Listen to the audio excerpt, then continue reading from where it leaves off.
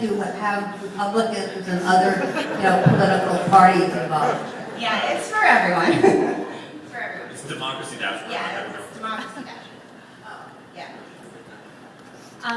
So is it possible to have a private profile on the site? Because I can imagine it might appeal to activists, but I can imagine someone in middle America might not be quite so comfortable with having all their political views publicly searchable. Sure, yeah. We're working on those features. It's, right now we've started, our sort of early adopters, the first group of people that are going to use it are mostly activists. We've already had requests for that, really specific detail that people giving us amazing feedback. We want to make, tons of research tools, and we're trying not to let the security, we're totally self-funded. We built this with $5,000. We don't want the security or, the privacy ability to get ahead of where the security site is really at. Can I pay you to tell people how to vote?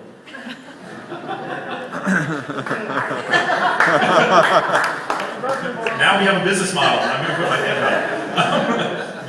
We are going to give people, one of the business models is going to be a way of reaching people. It's sort of matchmaking is kind of the way we're thinking about it. It's an ad product on some level. This is one of the things anyway.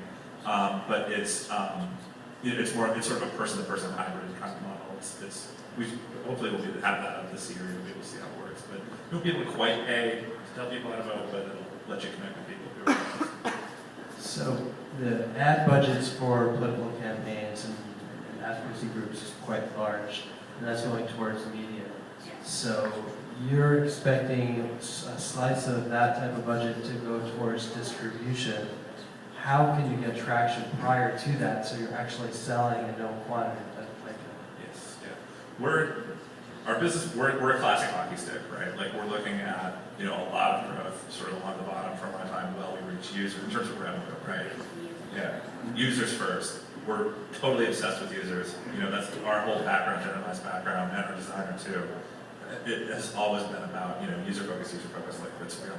For now, we're not that interested in, building the tools that are going to let, these kinds of organizations to reach people. We're starting some things just to test it out, really.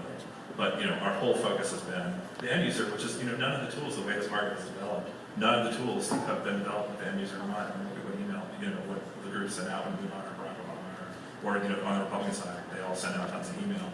It's not a really great user experience.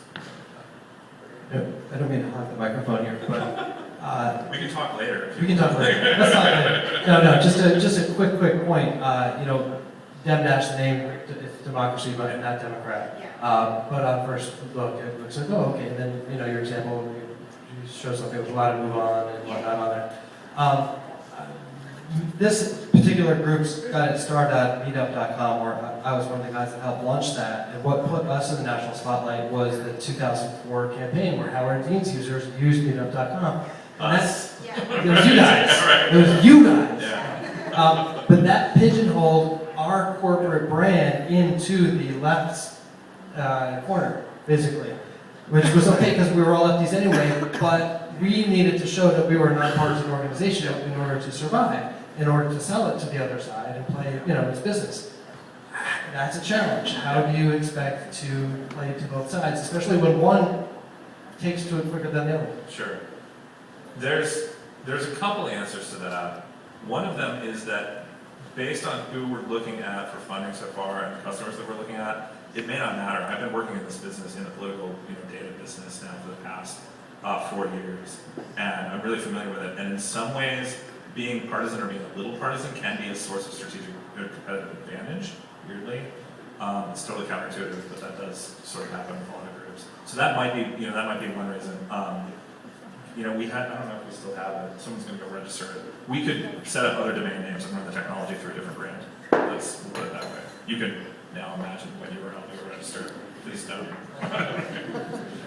Yeah, I was just going to suggest you might do some name testing because, Yeah. I thought you were Democrat. Yeah. And so you might, see what other people think, some alternate names that are more neutral, unless you want to have it for a particular political party. Yeah. Have you heard of Palin Dash? Never mind. Any other questions from the back? We're no more time on it. Hey guys, good job. Thank you. Thank you.